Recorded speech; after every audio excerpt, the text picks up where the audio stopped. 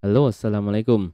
Bagaimana membuat laporan keuangan untuk PT atau perusahaan yang kegiatannya adalah konstruksi dan juga pengadaan, alias yang final dan juga non-final?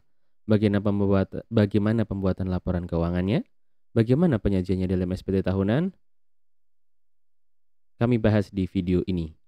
Sebelum lanjut, kami ajak Anda semua, pembaca pemirsa Tips Pajak Media, untuk like video ini serta subscribe channel Tips Pajak Media, serta kunjungi berbagai kanal media sosial kami di bawah video ini. Baik, kita akan bahas. Jadi pada prinsipnya, kita mengetahui bahwa untuk pajak penghasilan ini ya, ada yang dikenakan PPh final dan ada yang non final. Apa saja yang dikenakan PPh final? Misal, perusahaan yang bergerak di bidang jasa konstruksi. Misal, perusahaan yang bergerak di bidang penjualan rumah. Itu dikenakan PPh final atas jasa konstruksi dan atau jasa penjualan rumah. Ada juga perusahaan yang memang baru 3 tahun sehingga dia dikenakan PPh final sesuai tarif PP 55 tahun 2022. Nah, bagaimana jika perusahaannya itu ada bergerak di bidang konstruksi namun juga melakukan kegiatan usaha pengadaan? Pada prinsipnya, jika kegiatannya ada dua seperti itu, maka harus dipisahkan ya. Maka Anda harus dapat memisahkan ini di laporan laba rugi itu harus dapat dipisahkan penjualan-penjualan yang menjadi jasa konstruksi, kemudian penjualan-penjualan yang merupakan usaha pengadaan alias yang bukan merupakan dikenakan PPh final alias dikenakan tarif umum PPh. Jadi, secara garis besar dalam laporan laba rugi ya, dalam laporan laba rugi ini Anda harus membreakdown omset, HPP, kemudian biaya-biaya ya. Omset, HPP, dan biaya-biaya ini harus dapat Anda breakdown. Harus dapat Anda breakdown mana yang jasa konstruksi, mana yang dikenakan PPh final, dan mana yang usaha pengadaan yang non final. Contoh seperti ini ya. PT Tips Pajak Membangun. Oh ya, sebentar, PT Tips Pajak Membangun ini asumsinya adalah berdiri 1 Januari 2020. Sehingga sudah harus menggunakan tarif umum PPh pasal 17 ya, sehingga harus sudah menggunakan PPh tarif umum pasal 17. Mengapa? Ya karena satu, karena dia PT. PT dia terdaftar 2020 artinya dia dikenakan tarif finalnya hanya tahun 2020, 2021 dan 2022. Sehingga tahun 2023 sudah harus tarif umum PPh. Baik, perusahaan ini daftar peredaran usahanya adalah seperti ini. Sama seperti laporan laba rugi yang harus Anda pisahkan mana yang menjadi objek konstruksi, mana yang bukan konstruksi, mana yang pengadaan, mana yang final atau yang mana yang non final, maka peredaran usaha juga seperti itu. Kita harus membreakdown. Misal perusahaan ini seperti ini. Dari usaha jasa konstruksi, omsetnya hanya di 3 bulan, September, Oktober, Desember, 500, 1M, 1,5 M. Sehingga total 3 juta rupiah. Maka atas PT ini di sini. Nah, terutang PPh jasa konstruksinya adalah di sini. Di sini ya. Ini 1,75%. Mengapa 1,75%? Nah, ketentuan terbarunya ada di sini, sudah kami berikan di kanannya ini. Jika perusahaan adalah pelaksana konstruksi, klasifikasi usaha kecil ya, klasifikasi usaha kecil, maka tarifnya di 1,75%. Jika tidak memiliki sertifikat ada di 4% dan seterusnya. Seperti itu ya. Bagaimana dengan omset pengadaan? Nah, omset pengadaan ini tidak bisa langsung kita kalikan bulanan ya. Omset yang pengadaan ini kita PPh-nya tidak terutang bulanan, namun nanti terutangnya selama setahun, diperhitungkan di SPT tahunan badan.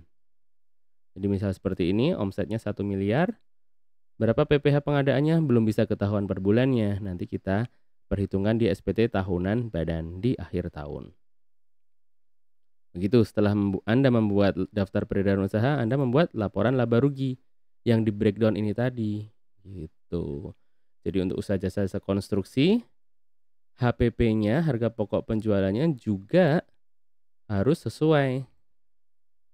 Jadi atas kegiatan ini HPP-nya HPP atas apa nih? HPP atas konstruksi, artinya masuk di sini. Begitu pula dengan yang pengadaan. Untuk pengadaan ada omset 1 miliar, HPP-nya misal di pembelian barang dagangan 800 juta, HPP-nya 800 juta di sini. Sehingga laba kotor dari jasa konstruksi adalah 500 juta, 3M kurangi 2,5 M, dan untuk usaha pengadaan, laba kotornya adalah 200 juta rupiah. Nah, kemudian untuk biaya-biaya, ya, untuk biaya-biaya, misal biaya pegawai, biaya sewa, biaya internet, itu proporsinya misal terbanyak bahkan 100% di pengadaan. Ya, maka silahkan ditaruhkan di sini, di biaya pengadaan. Begitu ya, seluruhnya ditaruh di biaya pengadaan, sehingga biaya-biaya ini bisa kosong. Namun ini nanti juga agak debatable ya, ketika kantor pajak berpendapat bahwa ini biaya-biaya umum ini harus proporsional, seperti itu. Misal, ini kan total 4 miliar ya, total 4 miliar. Konstruksinya 3 miliar, pengadaannya 1 miliar. Ada yang berpendapat bahwa untuk ini biaya pegawai ya harus proporsional.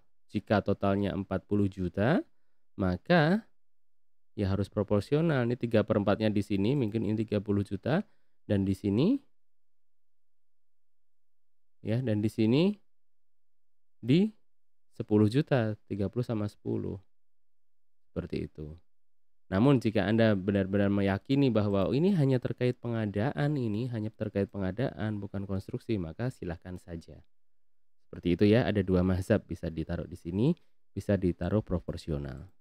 Bisa sesuai dengan kenyataannya, bisa proporsional. Baik, lalu di bagian bawah ini ada laporan laba rugi bersihnya, adalah untuk jasa konstruksi, laba bersihnya di 500 juta rupiah. Karena sebentar. Ya, 500 juta rupiah didapat dari ini, laba kotor kurangi biaya-biaya. Dan untuk usaha pengadaan, laba bersihnya adalah 700 kurangi 50, 650 juta. Sehingga PPH atas jasa konstruksi, ya, untuk jasa konstruksi ini tadi 1,75% dikalikan dengan omset jika yang konstruksi. Lalu untuk yang pengadaan adalah di sini.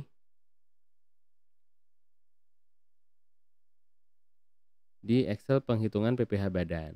Oke ya, penghitungan PPH badannya ada di sini. E22. Ini ya. Kenapa menghitung di sini? Betul. Nah, untuk penghitungan PPH badan tarif umum variasinya itu ada 3 ya, ada 3 macam. Satu, misal omset kurang dari 4,8 miliar, tarifnya itu 11%. Jika omset lebih dari 4,8 miliar, tarifnya 22%. Dan jika omsetnya di antara itu 4,8 sampai 50, maka proporsional. Nah, ini tadi omset berapa? Omset di bawah 4,8 miliar. Jadi penghitungannya adalah ini langsung 11%. 16,5 juta rupiah. Gitu ya, 16,5 juta rupiah. Masuklah ke sini 16,5 juta rupiah. Sehingga laba bersih setelah pajak adalah 447.500 tambah 133.500, ketemunya di 581 juta rupiah. Anda tanda tangani di sini. Begitu ya untuk laba rugi. Lalu untuk daftar aset itu seperti biasa, aset Anda apa saja silahkan dimasukkan di sini, lalu penyusutan berapa, penyusutan harga beli berapa, penyusutan sampai tahun lalu berapa, penyusutan tahun ini saja berapa, akumulasi penyusutan berapa, nilai buku berapa, silahkan dituliskan. Dan untuk neraca sama, neraca ini adalah saldo kekayaan Anda dan saldo utang Anda per akhir tahun per 31 Desember 2023. Misal di sini di akhir tahun mempunyai kas 81 juta, mempunyai saldo di bank 1 miliar rupiah, kemudian modal awal adalah 500 juta dan laba rugi 2023 581 juta rupiah. Dari mana? Dari laporan laba rugi di sini G34. Gitu ya, neraca seperti ini, ekuitas seperti ini, laporan perubahan ekuitas.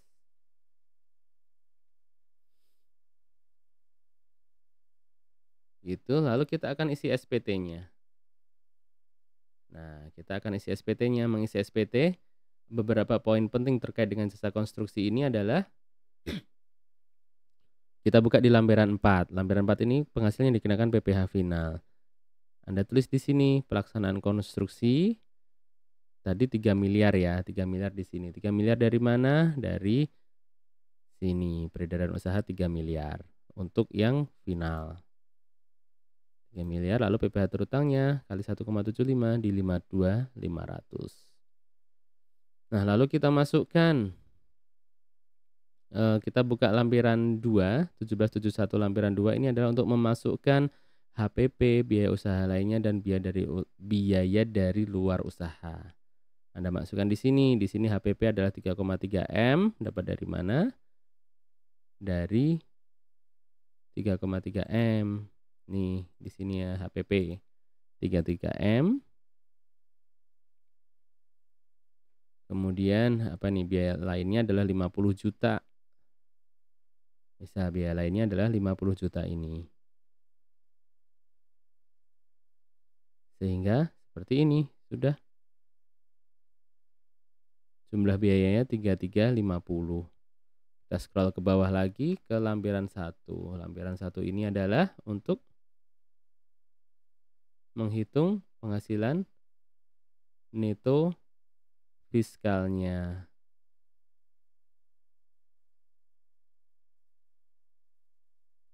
Nah, tadi dilihat bahwa omsetnya ya, omsetnya peredaran usaha adalah 4 miliar, HPP 3,3, biaya usahanya 50, penghasilan neto dari usaha 650. Ini keseluruhan. Nah, yang paling penting adalah di sini Anda harus memasukkan penghasilan yang dikenakan PPh final dan yang tidak termasuk objek pajak. Nah, penghasilan yang dikenakan PPh final ini adalah laba ya, laba yang dikenakan PPh final.